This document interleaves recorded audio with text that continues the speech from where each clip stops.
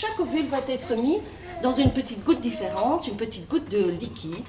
Un embryon, une goutte et une vie prend forme. Lucas n'en rate pas une miette, c'est l'histoire de sa naissance qui se joue devant ses yeux. J'ai bien vu comment j'ai arrivé dans ce monde. Lucas est né d'une ICSI. C'est l'une des 3 techniques de procréation médicalement assistée qui est effectuée dans ce centre. Il y a 10 ans, ses parents ont franchi la porte de l'hôpital pour avoir recours à cette méthode.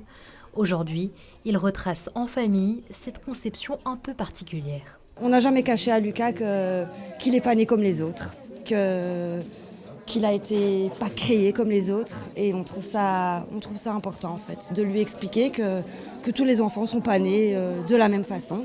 Pour mieux comprendre ce processus, une quinzaine d'activités ont été mises en place.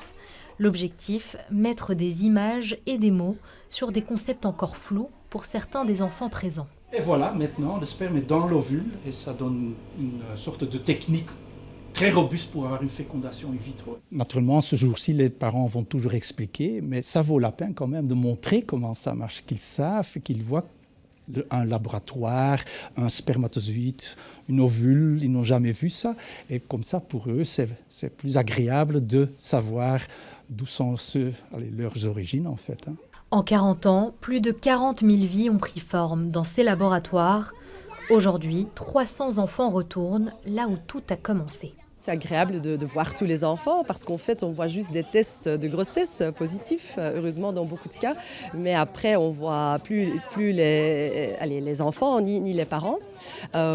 Et puis, surtout pour les familles, je pense que ça donne beaucoup de fun de dire on était là dans les circonstances moins positives. C'est la 5e initiative du genre organisée par cet hôpital. Au total, 1200 personnes étaient présentes pour prendre part aux activités.